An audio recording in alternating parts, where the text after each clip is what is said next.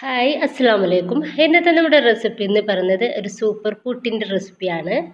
അപ്പോൾ നമുക്ക് ഈ ഒരു സോഫ്റ്റ് പുട്ട് ഉണ്ടാക്കിയിട്ട് എടുക്കാൻ വേണ്ടിയിട്ട് പുട്ടുപൊടിൻ്റെ ഒന്നും ആവശ്യം വരുന്നില്ല. നമുക്ക് കുറച്ച് ചോറ് ഉണ്ട് എന്നുണ്ടെങ്കിൽ നല്ല ടേസ്റ്റി ആയിട്ടും നല്ല സോഫ്റ്റ് ആയിട്ടുള്ള പുട്ട് ഉണ്ടാക്കിയിട്ട് എടുക്കാൻ വേണ്ടിയിട്ട് പറ്റും.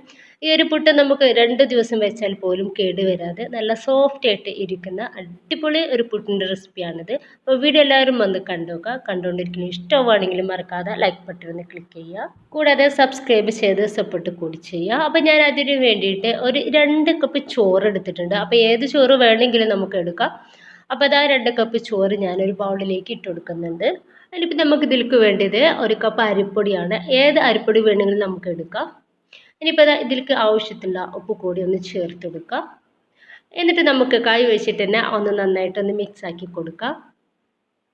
നമ്മുടെ ഒരു ചോറും അരിപ്പൊടിയും കൂടി നന്നായിട്ട് ഒന്ന് മിക്സ് ആയിട്ട് കിട്ടണം. അപ്പോൾ ഇതിൽ നമ്മൾ തീരും വെള്ളമൊന്നും ചേർക്കരുത്. ഇങ്ങനെ വേണം നമ്മൾ മിക്സ് ആക്കിയിട്ട് എടുക്കാൻ വേണ്ടിയിട്ട്.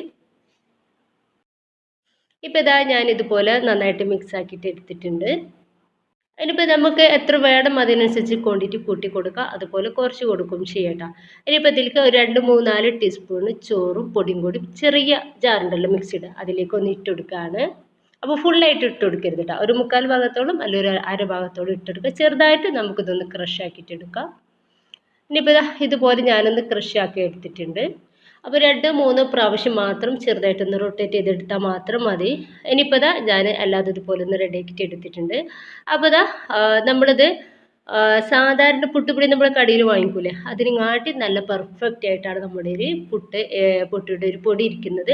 അപ്പോൾ കൂടുതൽ ടൈം നമ്മൾ അരച്ചെടുക്കരുത്. അപ്പോൾ അത് കട്ട് പിടിക്കാനുള്ള സാധ്യത ഉണ്ട് കേട്ടോ. കാരണം നമ്മൾ വറ്റാണല്ലോ ഇതിൽ ചേർക്കുന്നത്.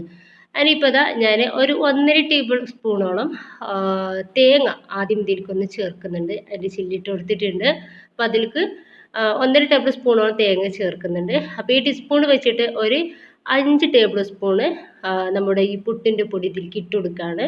അപ്പോൾ ടീസ്പൂൺ വെച്ചിട്ട് അല്ലെങ്കിൽ കയ്യിൽ വെച്ചിട്ടൊക്കെ നമ്മൾ ഇതിലേക്ക് ഇട്ട് കൊടുക്കുകയാണെന്നുണ്ടെങ്കിൽ കറക്റ്റ് വലുപ്പത്തിനും അതുപോലെ തന്നെ അവിടെയും ഇവിടെയൊക്കെ ആവാത്ത രീതിയിൽ നമുക്ക് പുട്ട് റെഡിയാക്കിയിട്ട് എടുക്കാൻ വേണ്ടിയിട്ട് പറ്റും കേട്ടോ. ഇനിയിപ്പോൾ ഞാനിതിലേക്ക് അതുപോലെ തന്നെ ഒരു 1.5 ടേബിൾ സ്പൂണ് തേങ്ങ ചേർക്കുന്നുണ്ട്. ബാക്കിയും ഇതുപോലെ പൊടി ഒന്നിട്ടിട്ട് ഒന്ന് വേവിച്ചിട്ട് എടുക്കുന്നുണ്ട്.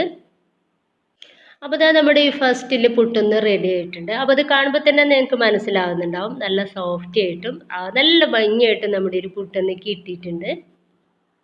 അപ്പോൾ നമ്മൾ പൊടിയും ചോറും മിക്സ് ആക്കിയിട്ട് എടുത്തത് കൊണ്ടിട്ട് തന്നെ നല്ലൊരു സോഫ്റ്റാണ് നമ്മുടെ ഈ പുട്ടിന് ഉണ്ടാവുക. അപ്പോൾ നമ്മൾ പുട്ടുപൊടി വെച്ചിട്ട് നമ്മൾ പുട്ടുണ്ടാക്കിയിട്ട് എടുക്കുന്നതിനെക്കാട്ടും നല്ല ടേസ്റ്റ് ആയിട്ടും നല്ല സോഫ്റ്റ് ആയിട്ടും നമുക്കിത് കിട്ടും. അപ്പോൾ ഇത്രയേ ഉള്ളൂ. നല്ല സിമ്പിളായിട്ട് നമ്മൾക്ക് ഒരുപാട് ടൈം പുട്ടിൻ്റെ പൊടി നനച്ചിട്ടൊന്നും നമുക്ക് ടൈം കളയണ്ട. അപ്പോൾ നല്ല സോഫ്റ്റ് ആയിട്ടുള്ള അടിപൊളി പുട്ടാണ്. എല്ലാവരും ഇതുപോലെ ഉണ്ടാക്കി നോക്കാം. നിങ്ങളുടെ അഭിപ്രായങ്ങൾ തീർച്ചയായും കമൻ്റ് ആയിട്ട് അറിയിക്കുക. ഇഷ്ടമായിട്ടുണ്ടെങ്കിൽ എല്ലാ സപ്പോർട്ടും ഉണ്ടാവുക. ഇൻഷാ അല്ലാഹ്. Okay bye.